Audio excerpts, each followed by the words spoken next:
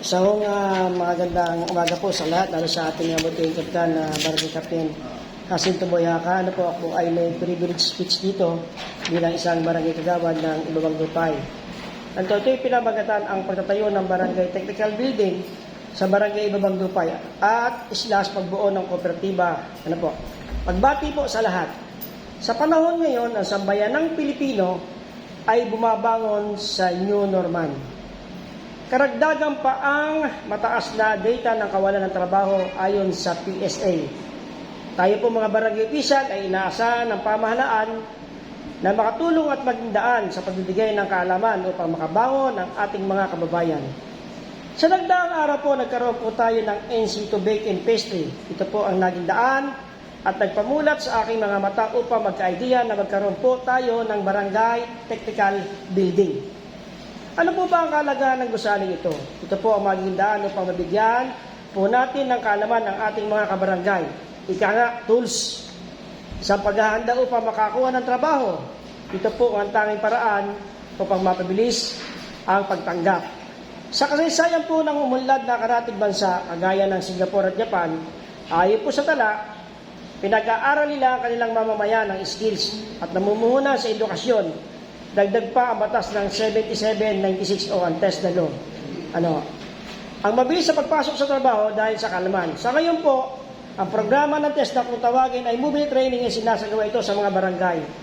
Ang nakita po natin suliranin ay ang mga pasilidad na pagdarausan, na pag-aaral kagaya ng bake and pastry, welding, driver at iba pang training.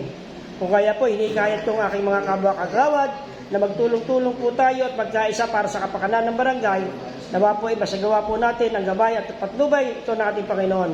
Ikalawa po, mahalaga po ang kooperatiba sa ating mamamayan.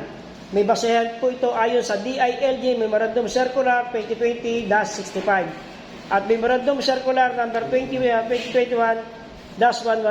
Sa kasuluyan, may mga bago po tayo nagtapos ng NC2 ng Bake and Pastry. May kaalaman na po sila. Maaari po silang tulungan ng barangay at buuin upang maging kooperatiba. Akibat ang pagkakaloob ng seed money at pagsimula ng negosyo sa ating barangay.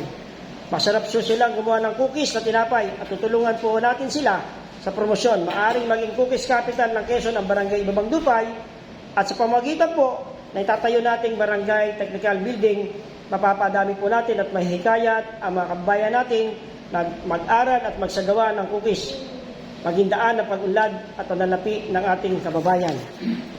Hawak ko po ngayon ang ilang ito po wala pa mong pero na-send ko na po sa ating GC, hindi ko na ipaserox itong basis of law, basis of law para makagawa po tayo ng isang kooperatiba. Kumbaga po, nakalagay dito, inatasan tayo noong 2020, all provincial governors, city and municipal mayors, heads of local sanggunian, punong barangay, kasama po tayo. DILG Regional Directors at BARN, Minister of Local Government, other concern. Sabi ito, guidelines for local government, units and provision of social amelioration and mission of national government to most effect resident of areas under enhanced community quarantine. Noon pa man may quarantine, inutusan na po tayo magtayo ng mga kooperatiba. Sinundan pa po ito ng nitong 2020, na memorandum. Magkakasunod po yung memorandum na ito, kaya po nung makita ko po ito sa aking research, ako po ay humikayat po lalatigid sa punong barangay. Kasi nga po ang ganitong mga gawain ay may pagbabudget. At ayon po sa aking mga na-research, ang pagbabudget po ng gobernador po at ang treasurer. Pag naman po mayor at ang treasurer, yung mga kasamahan doon. Sa barangay po, kapitan at treasurer. No other than, hindi kasama ang kagawad, kundi wishlist lang po kami. Kaya po ako umihiling bilang isang wishlist na mabigyan po natin ng pansin at aksyon ang aking pong mga nasabing binasa. At ito po yung nilalatag ko po sa inyo, yun po lahat. At magandang umaga po sa ating tagalangalang na kapitan na presiding officer. Thank you very much.